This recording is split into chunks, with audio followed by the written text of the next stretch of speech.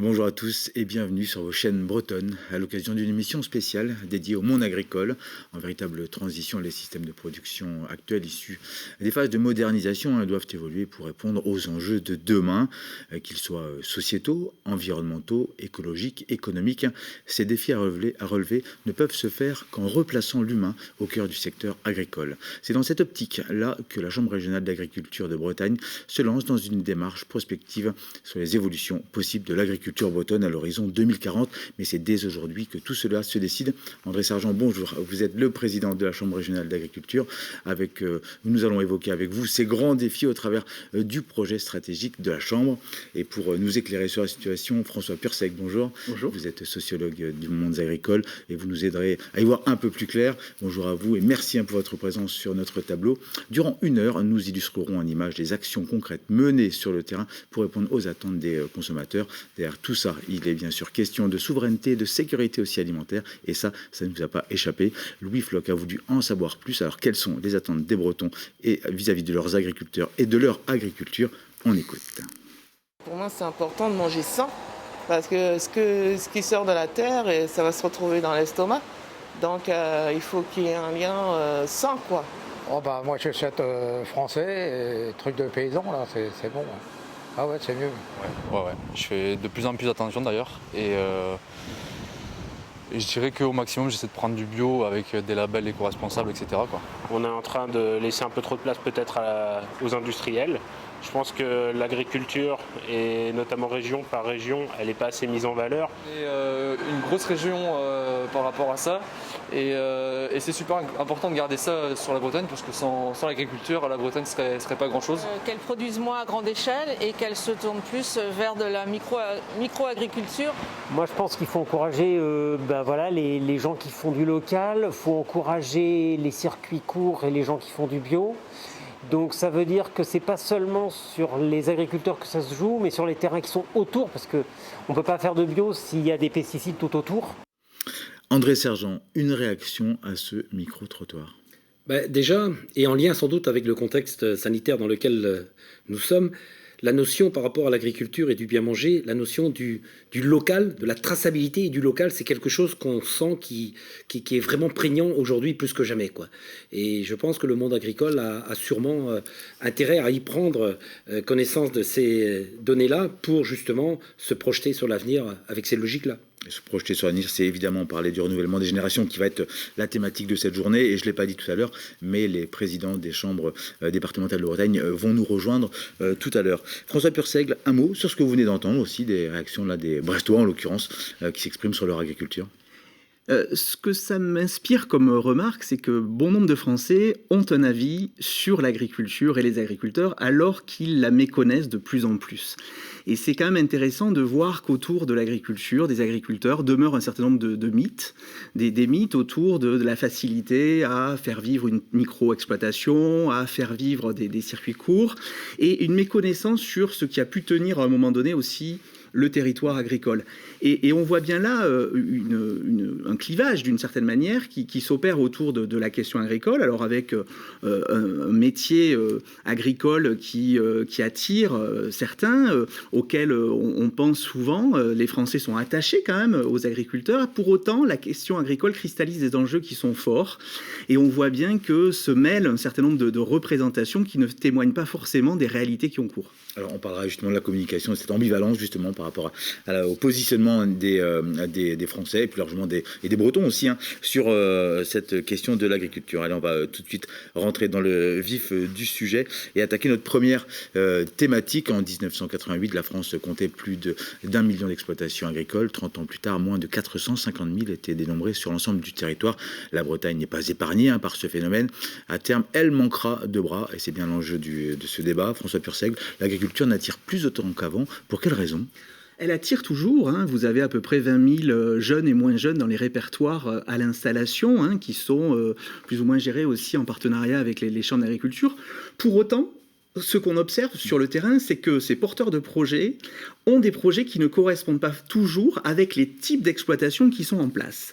Et l'une des difficultés aujourd'hui que l'on rencontre à l'échelle du territoire national, c'est la mise en adéquation entre une offre et une demande d'installation, une offre et une demande d'exploitation agricole. On a beaucoup de porteurs de projets qui ont des projets qui ne correspondent pas à ces projets agricoles tels qu'ils avaient été portés par des formes d'organisation du travail de type familial. Et donc, tout l'enjeu, il est là. Il est de faire en sorte que ceux qui ont envie de s'installer puissent avoir envie de toutes ces exploitations qui seront à reprendre demain, et notamment sur des territoires comme les territoires de la Bretagne. Donc, on a certes une difficulté d'installation, pour autant, le micro-trottoir en atteste, la question agricole demeure une question forte auxquelles sont attachés notamment des urbains ou des enfants d'agriculteurs qui sont partis à la ville et qui aspirent peut-être à revenir sur des exploitations agricoles. Toute la question aujourd'hui qui est posée est de savoir comment on va mettre en place des dispositifs qui vont permettre de mieux former aussi ces porteurs de projets, parce qu'il y a un déficit de formation aussi, il y a un déficit de connaissances autour de ce que nécessite la reprise d'une exploitation agricole. Alors on parle souvent du foncier, mais aussi sur le plan capitalistique. Donc il va falloir armer différemment ces porteurs de projets qui ne sont pas que des enfants d'agriculteurs qui, même s'ils sont majoritaires encore aujourd'hui... 30% de néo-ruraux, ce qu'on appelle les Non, de hors cadre, hein, je précise, cadre, ouais. Mais très souvent, ce sont encore des enfants d'agriculteurs. C'est-à-dire que parmi ces hors cadres, on voit que ce sont des petits-fils ou des neveux, des collatéraux d'agriculteurs. Les non issus du milieu agricole, on n'a pas de chiffres exacts pour mesurer et quantifier leur présence en agriculture. Ça, c'est un gros problème de l'appareil de statistique qui a du mal à repérer ceux qui ne sont véritablement pas issus du monde agricole. On peut estimer entre 10 et 20% seulement des non-issus du monde agricole qui s'installent aujourd'hui. Donc on voit bien quand même que ça reste une profession qui s'auto-reproduit, mais qui a du mal en son sein à trouver malgré tout des repreneurs pour certaines exploitations. André Sergent, c'est un constat que vous faites aujourd'hui aussi, la difficulté pour l'instant pour le coup du renouvellement de ces générations? Oui, complètement. Aujourd'hui, la Bretagne, c'est encore un peu plus de 26 000 exploitations agricoles. Il faut savoir que la grande différence par rapport au passé, c'est qu'aujourd'hui, par rapport au renouvellement, on voit bien que la typologie des installations est complètement disparate, comme le disait M. Pursec. On n'est plus comme il y a une trentaine d'années avec des schémas assez, je dirais, stéréotypés dans l'installation des jeunes pour faire du lait, faire du légume, faire voilà. Et donc, face à ça, les attentes, en fait, sont différentes, comme on disait aussi. Les attentes des jeunes sont différentes. Le contexte dans lequel nous sommes, le contexte quelque part sociétal, a complètement changé aussi. Et c'est tout ça, je pense, qu'il faut mettre en adéquation. Par contre, je ne veux pas quand même pour autant dresser un schéma pessimiste pour notre Bretagne, parce que l'atout qu'on a en Bretagne, il y a des jeunes. Dans nos centres de formation, dans nos écoles, on a des jeunes. Le tout maintenant, c'est comment on les intègre dans ces projets d'installation, et c'est ça l'enjeu qui est devant nous. Et si je peux me permettre, ils ne rentreront pas tous ces jeunes par la case chef d'exploitation. Non. On peut imaginer qu'ils rentreront, ils s'inséreront dans les métiers de l'agriculture par la case du salariat, et on peut imaginer, et il faut être imaginatif de ce côté-là, des montées au capital ou des formes d'associations, et elles existent, un peu nouvelles, qui vont permettre d'insérer dans la progressivité ces jeunes et ces moins jeunes qui désirent entrer dans les métiers, parce que ce qui compte surtout pour attirer, c'est pas tant un statut qu'un revenu et des conditions de travail qui correspondent à ces attentes. C'est ça le défi aussi qui est à relever.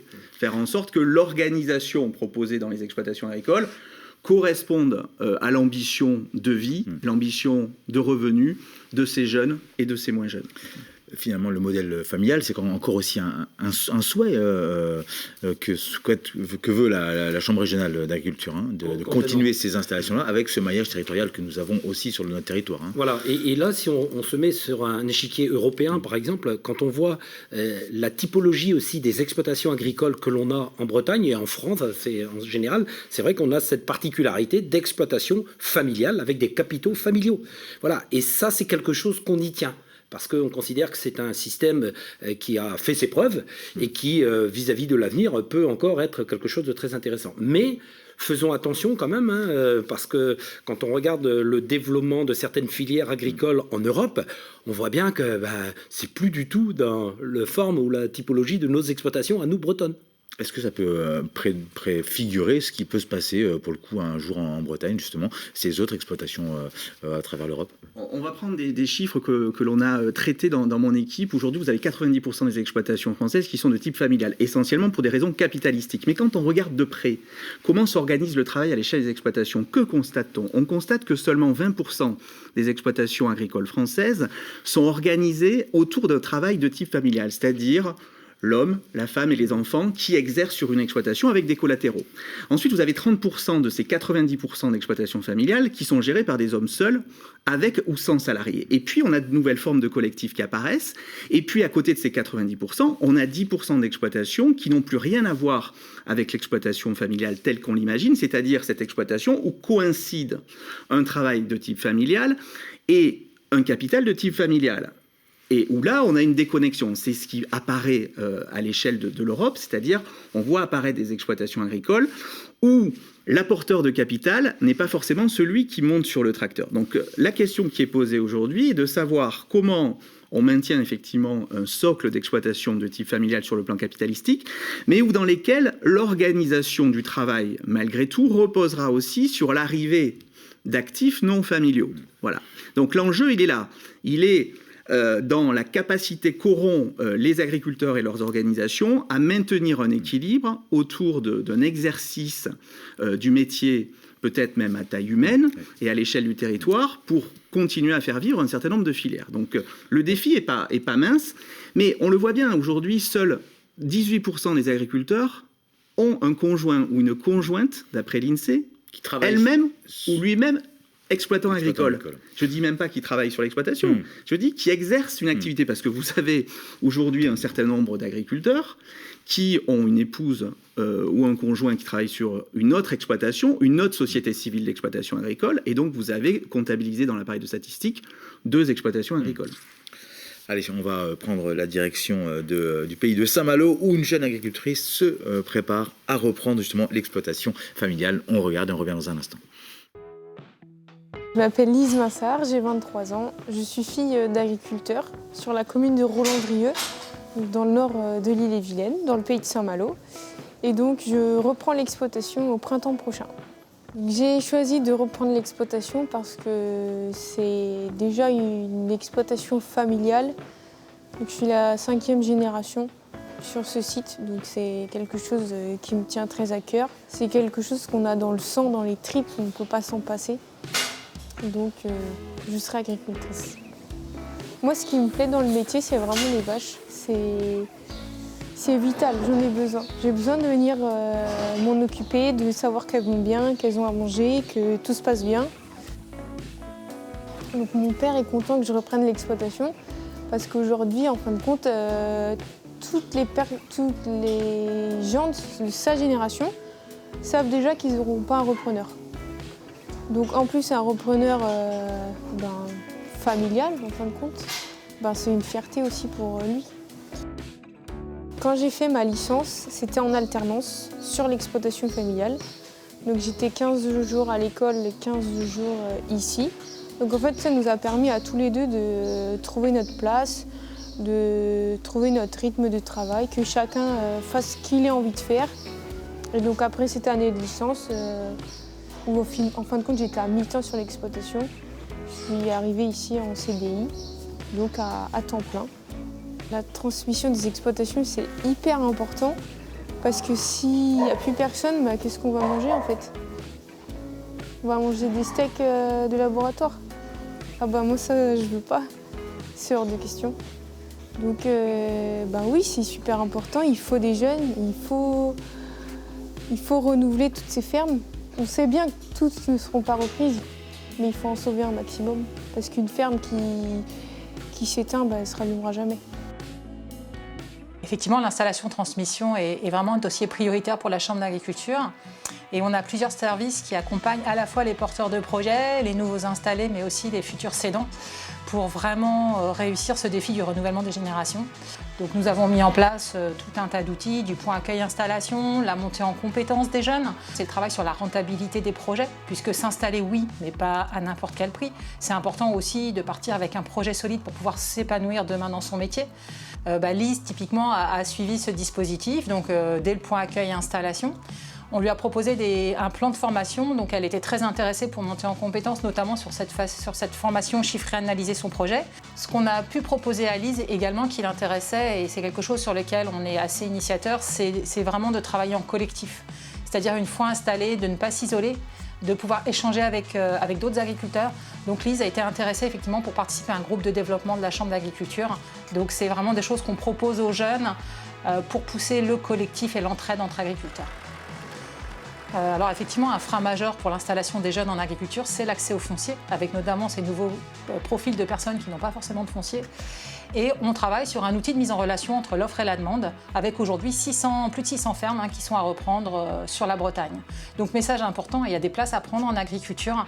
Donc on met vraiment tout en œuvre au niveau attractivité du métier, au niveau accompagnement, pour que les jeunes qui souhaitent s'installer puissent s'installer en agriculture. Et pour répondre aussi aux demandes des cédants, qui souhaitent trouver des repreneurs et aujourd'hui qui peuvent être un petit peu en manque de repreneurs. Lancez-vous, il y a plein de choses à faire. Il n'y a pas une exploitation type, une façon de faire. Et de retour sur le plateau, il nous a rejoint Loïc Guine, le président de la Chambre d'agriculture d'Ille-et-Vilaine, en distanciel. François Purseigle, ça devient de plus en plus rare ce genre de scénario quand même. Oui, parce qu'en fait, très souvent, les enfants d'agriculteurs ont une pression forte qui s'exerce sur leurs épaules. Ils doivent rendre des comptes à leurs parents, ils doivent rendre des comptes aussi à des collatéraux qui sont plus sur l'exploitation. Les arrangements de famille sont beaucoup plus compliqués à faire. Les familles agricoles sont des affaires beaucoup plus complexes. L'agriculture, effectivement, demeure une affaire de famille et c'est parfois la famille qui joue contre l'exploitation agricole. Donc effectivement, il y a du travail à faire de ce côté-là pour faire en sorte que la construction d'un projet économique prévale sur la construction d'un projet uniquement patrimonial. Donc là, il y a des enjeux qui sont forts, mais c'est possible. Et il est clair qu'il faut arriver à doter les jeunes agriculteurs ou les porteurs de projets d'outils qui vont leur permettre d'accéder à du capital foncier, mais aussi de la capacité à rembourser des comptes courants associés, à monter au capital, à conforter l'assise capitalistique de l'exploitation agricole et donner les outils pour que le projet économique puisse être porté avec ou pas d'autres actifs familiaux, en collectif ou en déléguant, parce que là aussi, de moins en moins d'actifs familiaux, donc on a aussi de moins en moins d'agriculteurs à l'échelle des territoires, le collectif est de moins en moins évident aussi à mettre en place, et quand il n'est pas possible de mettre en place du collectif, offrons les solutions aussi à des agriculteurs pour déléguer une partie aussi peut-être des activités qu'ils ne peuvent pas assumer eux tout seuls, et ce n'est pas grave en soi, puisque l'essentiel c'est le maintien d'un certain nombre d'exploitations qui vont permettre de pérenniser les filières qui sont déjà en place. Parce que l'enjeu, il est là, il est dans le maintien, non pas simplement de chefs d'exploitation, mais je dirais d'actifs agricoles à l'échelle du territoire pour faire en sorte que les filières, où les emplois induits sont importants, soient encore là demain. C'est ça l'enjeu. C'est pas installer pour installer, c'est Il est menacé cet enjeu-là ? Comment ? Il est menacé cet enjeu-là. Il est menacé, et c'est vrai que derrière la question de la transmission des exploitations, il y a un enjeu autour du maintien des filières. C'est pas tant le maintien des exploitations qui est important, même si ça demeure une question très très importante auquel les Français sont attachés, mais c'est aussi un enjeu de maintien de filières qui sont installées à l'échelle du territoire.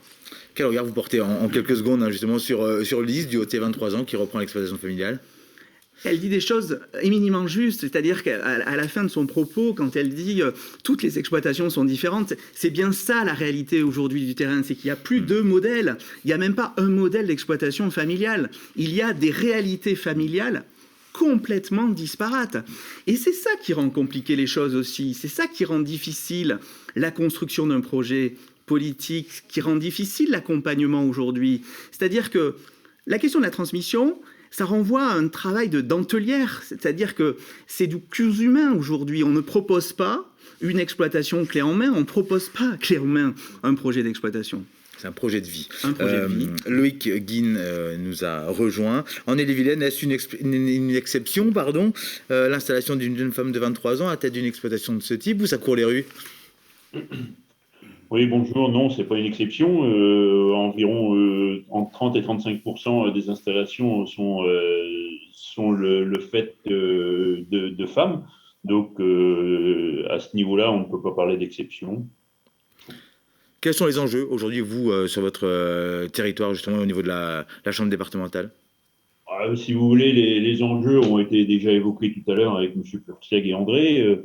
C'est bien le renouvellement des générations et ça va être vraiment un enjeu très, très social, hein, très sociétal, puisque quand on voit la situation démographique, après, effectivement, dans ce renouvellement, il va bien falloir prendre en compte aussi la sociologie des publics qu'on va devoir accueillir parce que effectivement le renouvellement n'est plus le fait que des enfants ou d'agriculteurs et puis traite sociologique aussi au regard d'une société qui change, hein, qui se transforme. Donc tous ces éléments-là doivent être pris en compte par les futurs candidats à l'installation, doivent être pris en compte aussi par nos structures telles que les chambres d'agriculture pour je dirais, développer ou imaginer des modèles pour attirer une jeunesse ou des candidats à l'installation plus ou moins jeunes qui peuvent être aussi l'œuvre de reconversion professionnelle. Hein. Le facteur humain et puis la qualité de vie aussi au travail sont des enjeux aussi prépondérants pour attirer aussi ces jeunes-là. Bien entendu, je pense que je fais partie, avec André et puis mes collègues, on fait partie d'une génération où on n'a pas forcément regardé notre montre tous les jours. On était à la tâche parce qu'on estimait que voilà, c'était sans doute un des moyens pour s'en sortir, pour tirer un revenu. Mais c'est ce que je vous ai dit tout à l'heure, la sociologie des jeunes et des candidats à l'installation aujourd'hui est en train de changer. Et donc le temps de travail, la qualité de vie familiale, est beaucoup plus prise en compte et en fait quelque part ils ont raison parce que peut-être qu'on avait poussé nous un peu le bouchon trop loin, donc ça veut dire qu'il faut avoir des réflexions. Nous, Chambre d'agriculture, je sors d'une réunion avec les CUMA, eh bien c'est de regarder vaut-il pas mieux déléguer du travail à l'entreprise ou à la CUMA les travaux des champs et plutôt se consacrer à notre élevage, enfin disons à l'activité principale sans avoir besoin d'investir dans tous les domaines, sur les postes essentiels. Comment se recentrer sur les postes réellement essentiels, notamment par rapport à l'élevage. 60, 70 heures, 80 heures de travail par semaine, samedi et dimanche compris, ce n'est plus possible aujourd'hui pour attirer justement, André Sergent, des jeunes. Qu'est-ce qu'il faut faire pour les ramener? Non, c'est sûr qu'aujourd'hui, en fait, on est dans une société du temps libre, hein, on va dire ça comme ça, et nous, la profession agricole, on ne peut pas faire autrement aussi que d'être dans ces logiques-là. Sinon, on se retrouve complètement déconnecté du monde dans lequel nous vivons. Et par rapport à ça, il faut que justement chacun, dans son exploitation, trouve les moyens de considérer que le temps libre, c'est quelque chose aussi à prendre en compte. Et pour ça, il faut bien trouver les moyens humains, et puis ensuite, sur l'exploitation, l'organisation, et puis les investissements nécessaires pour que les conditions de travail soient bonnes. Enfin, c'est tout ça, quoi. Et en amont, justement, la question de la formation est-elle aussi au cœur de vos préoccupations? Oui, complètement. Parce que quand on parle aussi des nouvelles technologies, la robotisation, l'automatisation, tout ça, oui, l'agriculture, on y est complètement là-dedans aussi. Et quand on voit aujourd'hui tous ces outils nouveaux qui sont aussi à notre service, évidemment qu'on a besoin des actifs agricoles, salariés ou non salariés, qui soient quelque peu formés. C'est une évidence aujourd'hui aussi. Et on parle aussi de réorientation, hein, Loïc Guine. On peut attirer des gens qui ont eu une première expérience professionnelle, une première vie aussi professionnelle dans le monde agricole. Bien entendu, et je pense qu'il faut le prendre de façon très positive. Ces personnes qui arrivent d'un autre milieu, d'autres métiers, parce que je pense qu'ils sont aussi là en capacité de nous aider, nous faisant partie, je dirais, de la grande famille agricole, de nous ouvrir les yeux sur ce que peut être une autre organisation du travail pour pouvoir prétendre, comme l'a dit André, à un peu de temps libre. Très, très sincèrement, et puis même dans l'organisation de nos filières, dans les réflexions qu'on doit avoir avec les structures qui gravitent autour de nous, je pense que ces yeux extérieurs là, qui arrivent de l'extérieur sont nécessaires. Des éléments positifs pour l'agriculture. Merci Loïc Guine, François Purceg. C'est essentiel ce qu'on a dit. Je pense que l'organisation du travail ou l'image qu'on va donner de l'organisation du travail à l'échelle des exploitations est l'élément central, à mon avis, autour de la question de l'attractivité. Et ce qui est dit est important parce que ces yeux extérieurs ce sont souvent aussi des yeux extérieurs d'enfants d'agriculteurs qui sont partis travailler comme salariés. C'est-à-dire que ce ne sont pas forcément que des néos qui reviennent avec de nouvelles conceptions du métier. Les enfants d'agriculteurs eux-mêmes entrent dans les exploitations plus tardivement, 27, 28, 29 ans pour les filles. Et on voit bien qu'ils arrivent avec une autre conception du travail qui n'est pas forcément non plus celle de leur père. Donc c'est pas parce qu'on est enfant d'agriculteur qu'on n'importe pas de nouvelles façons de considérer le travail. Donc il faut arriver aussi dans les familles agricoles à donner de la place à une nouvelle conception du travail qui est portée également par des enfants d'agriculteurs. Merci, allez, on va continuer. Merci Loïc Guine.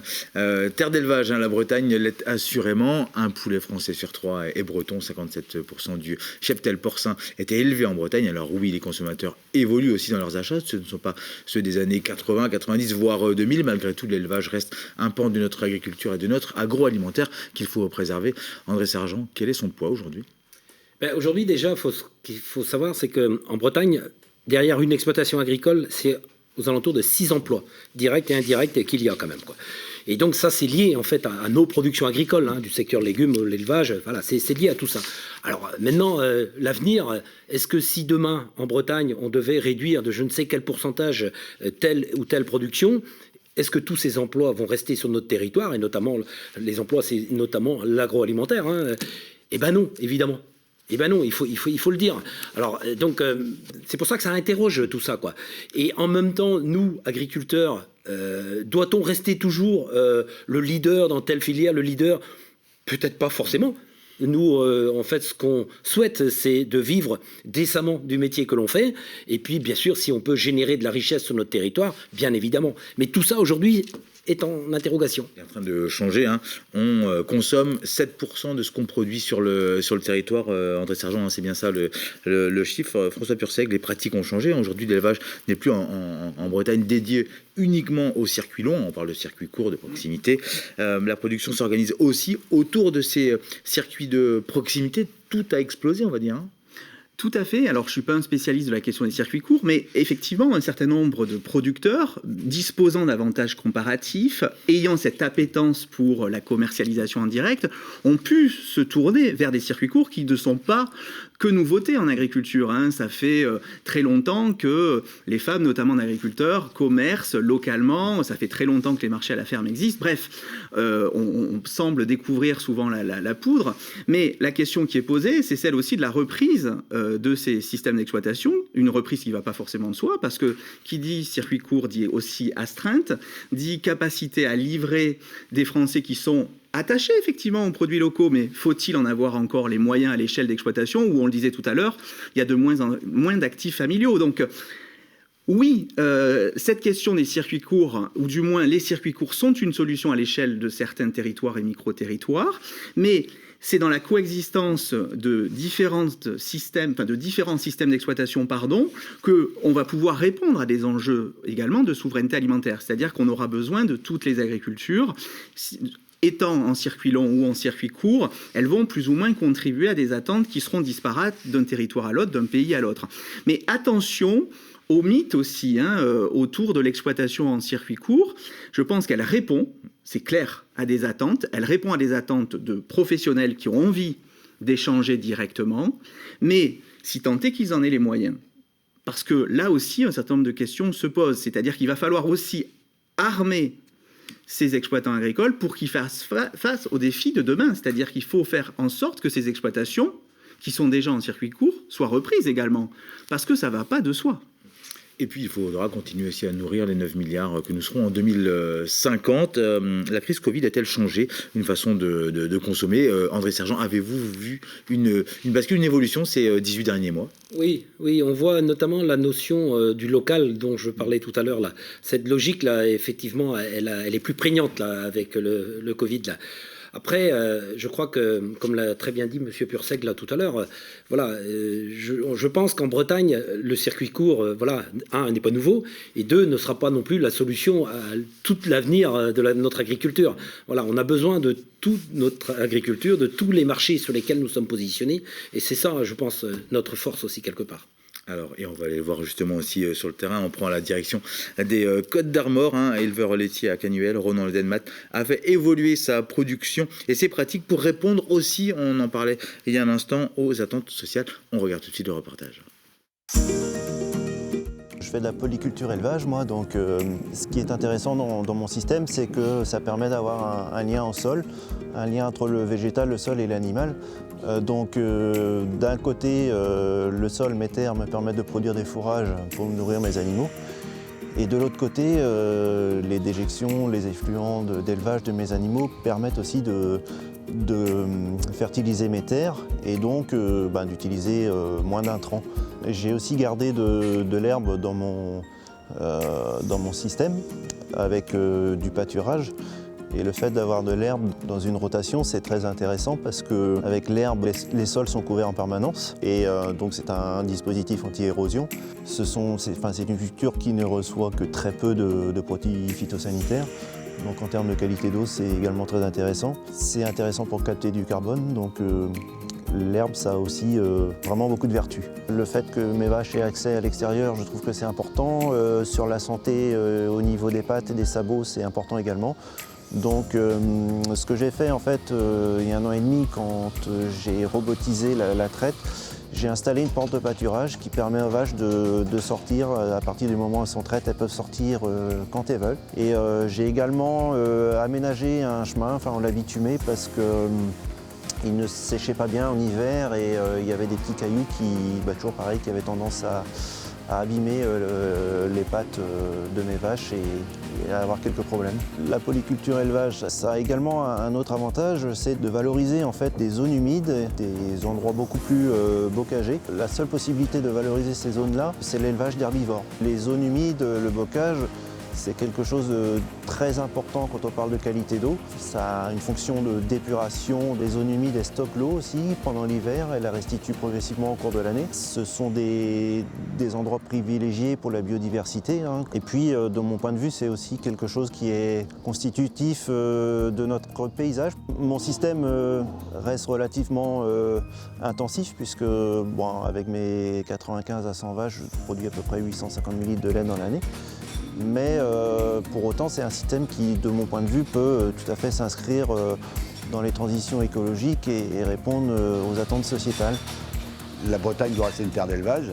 C'est déjà une volonté des chambres d'agriculture pour conserver l'activité économique des territoires ruraux, contribuer à l'autosuffisance alimentaire en France et d'autre part, pour les consommateurs, d'apporter une alimentation de qualité reconnue sur le territoire. Et les agriculteurs participent aux transitions environnementales sur le territoire depuis des années et peuvent continuer encore pendant de longues décennies tout en gardant une activité économique assez forte.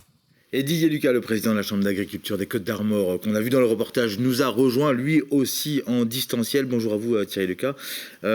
François Purseg, on parlait tout à l'heure évidemment de la crise Covid. Qu'est-ce que vous avez constaté sur les façons de produire et d'agir et de consommer peut-être des consommateurs pour le coup? Cette crise, elle révèle à la fois des forces et des faiblesses. Je pense que les Français ont pu découvrir une agriculture qui n'allait pas de soi. Les Français ont découvert qu'il fallait des bras, effectivement, pour qu'ils puissent être livrés. Ils sont attentifs, attachés aux produits locaux, mais faut-il encore que les agriculteurs en aient les moyens de livrer, les moyens de commercer. Donc on a vu la capacité qu'avait aussi l'agriculture française à répondre à ces attentes, mais on a pu constater aussi le degré de dépendance à l'endroit aussi des salariés de ces exploitations, c'est-à-dire qu'on a bien vu que si on voulait que les villes soient approvisionnées, il fallait qu'il y ait des salariés aussi sur les exploitations. Et je trouve que ce moment-là est assez intéressant puisqu'il donne à voir aussi à l'ensemble des Français que si on veut des agriculteurs, il faut le vouloir et il faut mettre aussi un prix en face de ces produits. Et la question de la valeur est centrale aujourd'hui dans la préservation justement des actifs agricoles à l'échelle de nos territoires. Didier Lucas, on parlait de valeur ajoutée aussi, ça va être un moyen de faire en sorte que les jeunes s'intéressent et viennent, et aussi il faut, quoi qu'il en soit, que les agriculteurs aussi puissent s'en sortir. Oui, ce qui est important, bonjour. Ce qui est important, c'est pour réussir le renouvellement des générations, au temps des transitions, c'est de permettre à chacun de trouver sa trajectoire en maîtrisant les risques inhérents au choix de chaque système. on pense globalement qu'il y aura sûrement moins d'installations et une confortation, plus de liens au sol, et le système agronomique sera probablement plus fort. Conforter l'autonomie alimentaire des élevages, permettre l'amélioration du parcellaire favorable à de meilleures conditions de travail, permettre des échanges parcellaires, des assolements à plusieurs pour faire plus de rotation. On considère aujourd'hui qui sont aujourd'hui en formation assurent un devenir aux éleveurs, doivent avoir plus de choix devant eux et se sentent plus libres d'entreprendre dans une relation commerciale plus équilibrée que ce qu'on a connu les 20 dernières années. Ça veut dire que même si le goût d'entreprendre, il peut y avoir s'exprimer dans la diversification, mais dans une diversification, il faut quand même que l'acte de production et chaque investissement doit être rentable. Et il faut que les gens qui sont autour de nous et les entreprises d'aval comprennent qu'aujourd'hui, s'il y a de la diversification, il faut que le métier et la production que l'on a globalement sur notre territoire soient rentables. Et du coup, il faut aussi évidemment adapter ces productions, André Sergent, aux besoins des consommateurs. Oui, aux besoins des consommateurs. Et juste avant, par contre, par rapport au reportage, il y a une chose qui n'a pas été dite et dont on ne se rend pas compte, nous, parce qu'on y vit en Bretagne. Mais il faut quand même savoir une chose, c'est que la Bretagne est sans doute l'une des régions au monde des plus favorables naturellement pour faire de la polyculture élevage. Voilà, parce que le climat est ce qu'il est, et voilà. Et c'est pour ça que justement, on souhaite trouver les solutions à nos problèmes, et notamment les problèmes de rentabilité. Et je crois que ça coûte moins cher, en effet, de mettre les vaches notamment au pâturage, 250 jours par an. C'est le reportage qu'on a vu là. Voilà. Et pourquoi c'est comme ça? C'est parce qu'on a cette chance d'avoir ces atouts naturels quelque part, quoi. Après, voilà, ça s'improvise pas quand même pour autant. Il y a quand même derrière ça toute une technicité à mettre en œuvre. Mais je crois que par rapport justement à cet aspect-là, que la Bretagne est comme ça, ben on se dit que c'est pas possible d'imaginer une Bretagne sans élevage demain. Voilà, ça part aussi de là. François Purseigle. L'un des enjeux, c'est le maintien non seulement de la diversification, mais je dirais la capacité aussi qu'auront les agriculteurs à se multispécialiser. Parce que, en fait, il faut être performant partout. Il faut rien laisser passer. C'est aussi l'un des enjeux, l'une des ambitions que se fixent aussi la plupart des jeunes qui reprennent les exploitations. C'est-à-dire qu'ils ne peuvent pas être au four et au moulin en même temps. C'est-à-dire que la polyculture élevage, aujourd'hui, elle ne peut pas se pratiquer comme hier. On parlait du retour de la question agronomique, c'est central à mon avis, mais il faut donner les moyens aussi du maintien, non seulement de la diversification, mais je dirais du développement d'une multispécialisation. C'est-à-dire qu'il faut être performant sur l'atelier lait, au moment même où on va minimiser les risques et les pertes sur d'autres ateliers. C'est-à-dire que tous les ateliers doivent être aujourd'hui performants. Pourquoi ? Parce que certains ateliers sont en prise directe avec les marchés, le marché du lait par exemple, où on ne peut pas de toute façon faire l'économie d'une ambition technique, voire même technologique, voire même une recherche d'autonomie, et puis abandonner aussi le reste. C'est-à-dire qu'il faut être sur tous les fronts à la fois. Et c'est là la difficulté. Il va falloir trouver des outils permettant à ces jeunes et moins jeunes d'être sur tous les fronts à la fois. Et c'est ce qu'on évoque, nous, au niveau des chambres d'agriculture, le principe de la multi-performance. Voilà, il ne faut pas être compétent juste sur un point. Aujourd'hui, c'est pour ça que c'est pas simple. Aujourd'hui, on leur demande d'être chef d'exploitation, un bon éleveur, un bon producteur, un bon producteur, un bon gestionnaire. Ah ça, c'est le mouton à 5 pattes, finalement. Oui, notre métier, ça s'improvise pas. On peut le dire comme ça. Et les associations environnementales aussi qui sont derrière tout ça aussi, et continuent de mettre de la pression aussi, évidemment, sur le monde agricole. D'autres secteurs d'activité sont-ils aussi épiés comme ça aujourd'hui, François Purseigle? Parce qu'on peut dire qu'en effet, il y a beaucoup d'associations qui regardent de très près, pour le coup, ce qui se passe. Et de notre côté, ça permet aussi aux agriculteurs, et on le voit sur le terrain, d'avancer, de faire des pas de côté. Tous les métiers sont controversés. Aujourd'hui, être enseignant, c'est être dans une profession controversée, être médecin, être policier.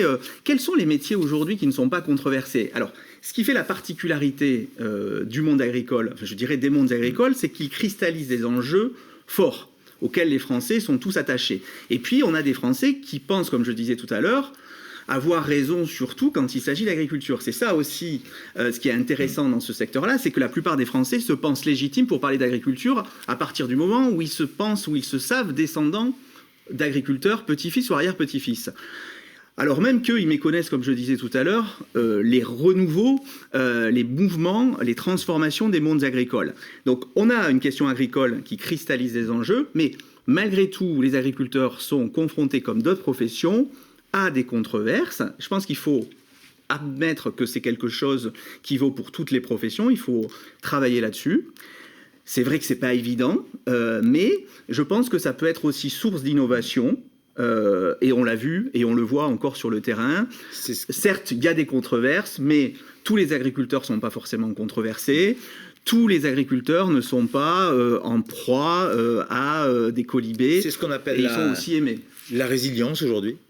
Il faut s'adapter. Coûte que coûte, très rapidement, André Sergent. Oui, c'est sûr. Par contre, sur notre métier, quand même, c'est vrai, comme disait M. Purseigle, tout le monde a un avis sur notre métier. On subit quand même, plus particulièrement en Bretagne, je vais dire, en lien avec notre passé, notre histoire, les problèmes d'environnement, la qualité de l'eau, tout ça, où on a connu ces époques où on a demandé aux agriculteurs de produire, que le sujet de l'environnement, c'était pas un sujet il y a 30 ans. Donc tout ça, on a subi derrière quand même des périodes quand même un peu compliquées et qui persistent, je trouve, malheureusement, alors que notre agriculture, nos agriculteurs ont pris conscience de tout ça aujourd'hui, quoi. Merci Didier, Lucas, merci de votre présence parmi nous. Alors la Bretagne, terre d'élevage, n'en est pas moins une terre polyculture, une terre légumière aussi. 19% des surfaces légumières sont implantées sur une superficie de 38 000 hectares aujourd'hui. Notre climat est une vraie richesse. Aujourd'hui, en moyenne, les vaches bretonnes peuvent rester, on le disait tout à l'heure, 250 jours par an à l'herbe. Pourtant, là aussi, les pratiques culturales sont scrutées de près. Algues vertes, qualité des eaux, utilisation des produits phytosanitaires. La Chambre régionale d'agriculture a un plan d'action aussi justement pour réduire l'utilisation d'intrants et de produits phytosanitaires. André Sergent, dans le monde agricole, l'utilisation des phytos n'est pas automatique. Que faites-vous aujourd'hui pour en limiter leur utilisation ? En fait, d'abord, la recherche, ça c'est pas nous, mais ça c'est quelque chose aussi qui a beaucoup avancé. Il faut voir aussi que, pareil, dans le passé, l'évolution de l'agriculture, notamment au travers de la mécanisation, de la chimie, c'est tout ça qui a fait l'évolution de notre agriculture du passé. Et aujourd'hui, on est arrivé à un stade où on voit bien qu'il faut passer à autre chose. Nous, les agriculteurs, nous sommes capables de le faire comme nos prédécesseurs l'ont fait. Nous sommes capables de le faire. Maintenant, par contre, il faut, à un moment donné, et notamment aux jeunes, leur donner quand même les perspectives et les logiques dans lesquelles il faut s'inscrire, quoi. Et c'est ça, les principes des transitions agroécologiques dans lesquelles on veut s'inscrire. Et les gros principes, c'est d'utiliser moins d'intrants, que ce soit phyto, que ce soit antibiotiques pour l'élevage, et ainsi de suite. Voilà. Et ça, de par les nouvelles techniques, les nouvelles technologies, ça y est, on y est, on s'adapte. François Purseigle, le législateur aussi s'empare de nombreux débats de société autour notamment de l'utilisation de ces produits phytosanitaires, du bien-être animal, des conditions d'élevage. Est-ce son rôle aujourd'hui ?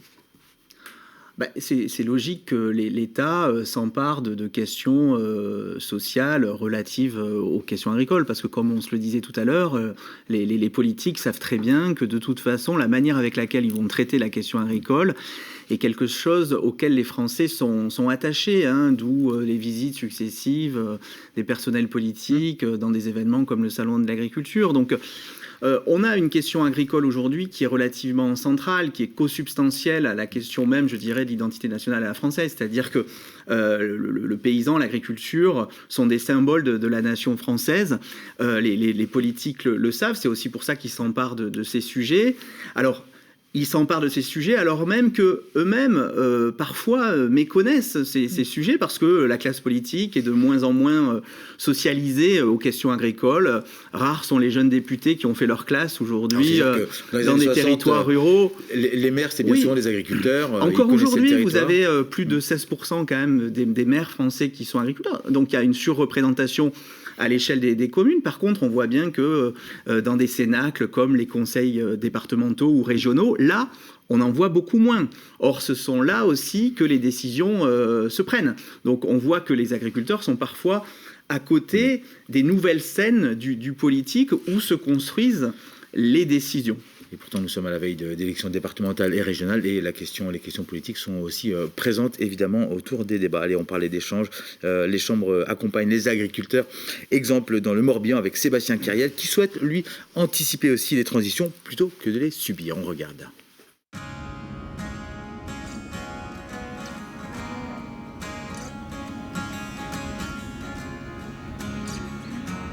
Bonjour, donc Sébastien Cariel, éleveur à Langonette dans le Morbihan, donc sur 140 hectares et 80 vaches laitières.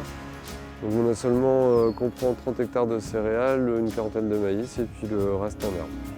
Lorsque mon père et son associé sont partis en retraite, j'ai fait le choix de reprendre l'exploitation.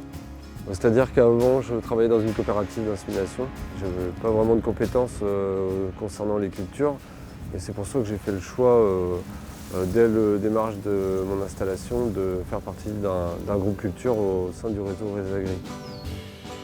En fonction des attentes sociétales qui sont présentes aujourd'hui, plutôt que de les subir, moi j'ai fait le choix de les accompagner. En signant une MAE notamment.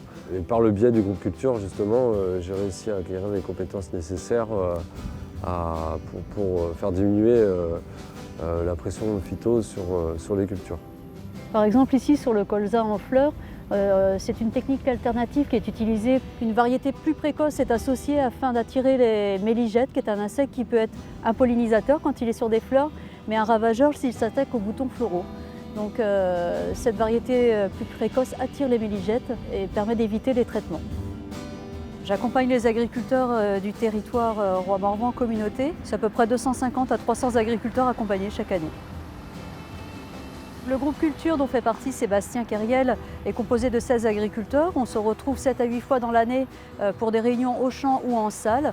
Quand on est au champ, on va essayer de reconnaître certaines adventices, reconnaître des maladies et déterminer s'il est nécessaire d'intervenir ou pas. En termes de changement, notamment sur la partie phytosanitaire qui est très suivie parce qu'ils sont engagés dans un projet éco-phyto, pour certains ça a été des réductions supérieures à 50%. Et 2 du groupe ont d'ailleurs signé une conversion en agriculture biologique.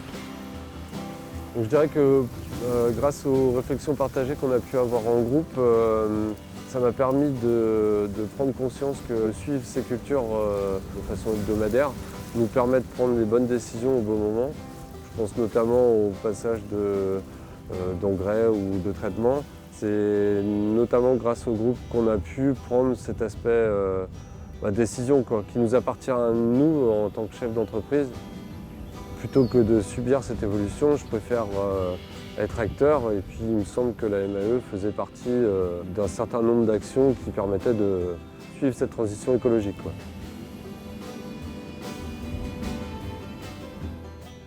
Et nous a rejoint, toujours en distanciel, Laurent Carlière. Bonjour Laurent, vous êtes le président de la Chambre d'agriculture du Morbihan. S'épanouir, c'est être capable aussi de gérer et de faire un peu ce qu'on a besoin, d'encadrer justement son métier, de s'épanouir pleinement dans le territoire et dans l'installation. On vient de le voir dans le reportage, c'est faire des choix et être acteur de son destin. Oui, bonjour. Donc effectivement, nous, agriculteurs, on doit faire des choix au quotidien. Donc l'ambition des chambres, c'est d'accompagner les jeunes dans ces groupes-là, effectivement, de les intégrer, parce que vous l'avez montré, le profil est très divers désormais, avec des gens qui viennent parfois et souvent, et de plus en plus souvent, hors du milieu. Donc leur intégration, ça a été dit tout à l'heure, est très importante, intégration sociale, les intégrer dans des groupes de développement, dans des CUMA s'ils délèguent le travail, dans des groupes de jeunes agriculteurs. L'important, c'est quand même de bien les intégrer, effectivement, parce que par la charge de travail que vous avez aussi évoquée, on peut être vite débordé et être isolé dans les campagnes. Donc voilà, l'idée de ces partages d'expériences au sein des groupes est très important pour voir ce que les voisins font, pour éviter les erreurs que les collègues ont pu faire. En tout cas, ce partage d'expériences tel qu'on vient de le voir à travers le témoignage est très important pour accompagner les agriculteurs. Et c'est vrai que c'est un des gros rôles des chambres d'agriculture. L'isolement, combattre justement aussi cet isolement du chef d'entreprise, comme dans n'importe quel secteur aujourd'hui, c'est un des objectifs aujourd'hui de la Chambre régionale d'agriculture. Oui, complètement, parce qu'effectivement, notre métier, on est aussi des petits chefs d'entreprise et on est à la limite complètement isolés sur notre exploitation. Certes, on a des conseils qui viennent nous voir, il n'y a pas de souci, de la Chambre d'agriculture, des coopératives, on a des conseils, mais ce qui est là important, c'est qu'en fait, nous, les agriculteurs, pour évoluer, et c'est ça les fameuses transitions, pour évoluer dans nos systèmes, dans nos façons de faire, rien de tel que de se retrouver à 4, 5, 10 agriculteurs autour d'une même table sur une exploitation pour échanger, regarder et observer.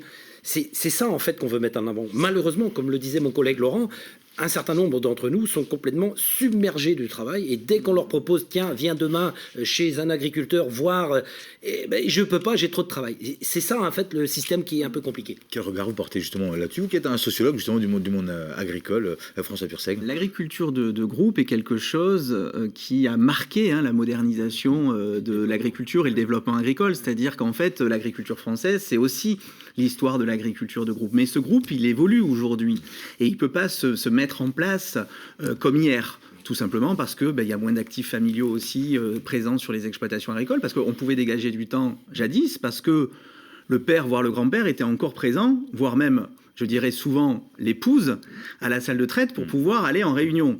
Donc aujourd'hui, ça, c'est quelque chose qui se voit de moins en moins. Et tant mieux peut-être, d'une certaine manière. Et donc il faut imaginer aussi de nouvelles façons d'échanger. Le numérique peut offrir aussi des outils à des agriculteurs qui sont de plus en plus isolés. On voit que se développent un certain nombre de plateformes numériques qui permettent aussi des échanges techniques, et les jeunes et moins jeunes de ces agriculteurs sont toujours très attirés par l'échange sur le plan technique.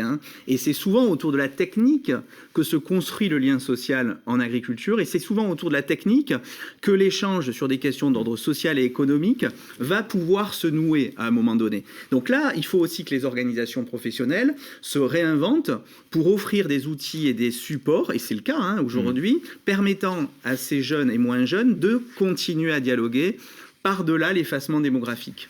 Alors justement, il y a plusieurs questions spécifiques aujourd'hui sur des thématiques bien précises. On a parlé tout à l'heure du bio, mais la transition énergétique aussi en est une. Là-dessus aussi, il y a des groupes qui travaillent pour aider et amener les chefs d'exploitation à tendre vers ces pratiques-là. Bien sûr. Et nous, derrière le mot innovation, l'agriculture, on sait vraiment ce que c'est aussi, quoi.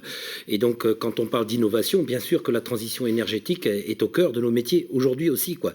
Et là, l'agriculture, les agriculteurs, on a aussi intérêt à regarder ça d'assez près, et pour justement être de véritables acteurs sur ces transitions énergétiques. Laurent Carlier, justement, dans le Morbihan, qu'est-ce que vous faites, vous, concrètement, pour amener ces groupes de travail à travailler, par exemple, sur la transition énergétique? Il y a beaucoup d'expériences, et notamment, c'est vrai que le smartphone est un vrai outil pour accompagner toutes ces nouvelles réflexions telles que vous pouvez l'avoir.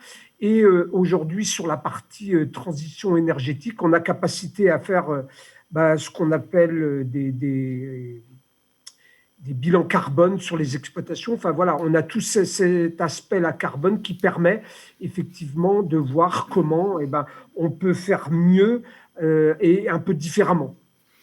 Merci Laurent Carlier d'avoir participé à cette émission. Dernière thématique, on va parler maintenant de savoir-faire, mais aussi de faire savoir, avant de parler communication. Un mot sur la R&D, recherche et développement. On sent qu'aujourd'hui, les attentes sociétales vous poussent à aller évidemment de l'avant. Quelle est la politique menée par les chambres d'agriculture pour la recherche aujourd'hui, André Sergent? Alors, effectivement, toute la partie recherche est pour nous capitale, dans toutes les filières, on voit bien.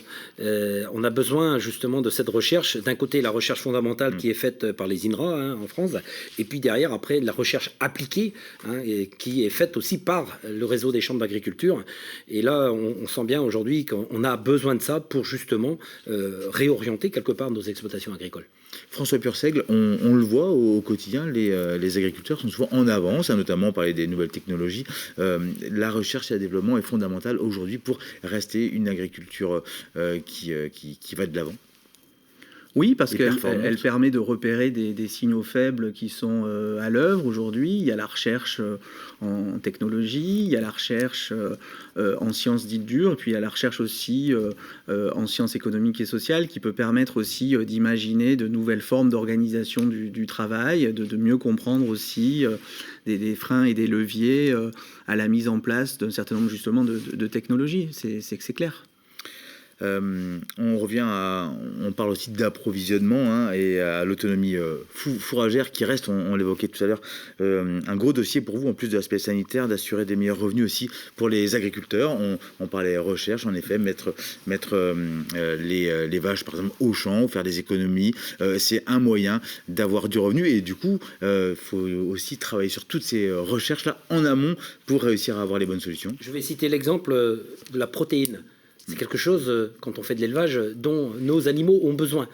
Dans le passé, pour plein de raisons, je ne vais pas rentrer dedans, et politique même parfois, eh ben oui, on a utilisé la voie du soja, qui n'est pas produite chez nous, et elle est plutôt produite même en dehors de l'Europe. Et ben voilà un sujet sur lequel on se dit, voilà où on est, et voilà où on veut aller. C'est-à-dire avoir plus d'autonomie protéique à l'échelle de nos exploitations, à l'échelle de nos territoires bretons et français. Donc ça part d'abord de volonté politique, c'est la politique agricole commune qui doit insuffler quelque chose de nouveau justement pour aller dans ces logiques-là. Et derrière, après, nous, à l'échelle de nos exploitations agricoles aussi, comment qu'on les traduit. Et là, c'est pareil, il y a une multitude de solutions. Et c'est ça qui est intéressant. On parlait tout à l'heure vous parliez de la politique agricole commune. Est-ce qu'on n'a pas droit à aussi, ici en Bretagne, comme peut-être dans d'autres régions aussi, un droit à l'expérimentation? Beaucoup de personnes disent, tenez, donnez-nous cet argent, on va faire en sorte de développer aujourd'hui notre agriculture.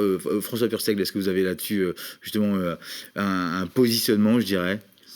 C'est difficile aujourd'hui d'avoir un positionnement sur une politique agricole dite commune. Je ne sais pas aujourd'hui comment véritablement on peut accompagner avec un même dispositif de politique publique une telle diversité de situations. L'agriculture, elle est à la fois commerciale, elle est artisanale, elle est à la fois industrielle, elle est tout ça à la fois. Donc c'est très difficile d'imaginer que un dispositif pensé en 1957, révisé dans les années 80 puis 90 pourra être efficace pour accompagner ces mouvements.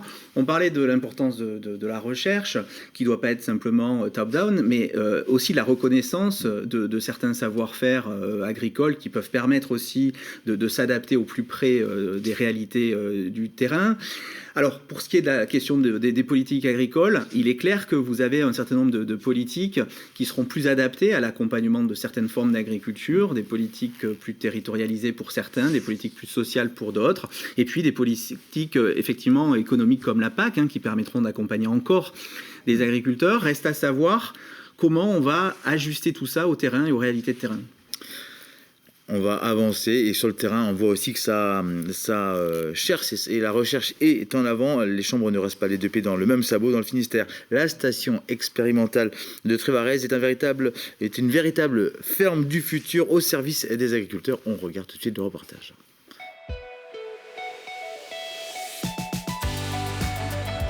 Je suis Pascal Lecoeur, responsable de la station expérimentale de Trévarez, pilotée par les chambres d'agriculture de Bretagne, pour les producteurs de lait.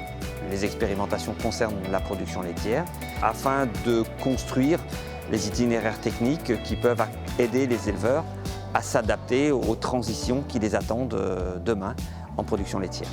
Donc l'objectif de la station de Trévarez, c'est donc de tester les itinéraires techniques et de prendre les risques à la place des éleveurs. Et on prend ces risques de manière à ce que les éleveurs, quand ils appliquent ces techniques chez eux, soient sûrs de ne pas, eux, prendre de risques démesurés. Trévarez a fait le choix de regarder d'un petit peu plus près la méthode de production laitière et ses impacts avec un système fourrager qui repose sur l'autonomie alimentaire des exploitations laitières, qui est, disons-le, le cas le plus fréquent. Cette recherche d'autonomie, c'est un axe très très fort de demande des éleveurs, de demande d'expérimentation des éleveurs, en essayant de travailler au maximum sur les ressources de la ferme afin de limiter les intrants impliquant une consommation de gaz à effet de serre. Très concrètement, les travaux expérimentaux qui sont mesurés, c'est aujourd'hui sur le système conventionnel de Trévarez, l'absence d'utilisation de céréales pour l'alimentation des vaches laitières. On travaille aussi beaucoup sur les prairies. Notamment sur la production fourragère, la production de qualité permise par les prairies. Donc les vaches de Trévarez mangent de plus en plus d'herbe et on regarde d'un peu plus près aussi les atouts de la prairie en matière de performance climatique.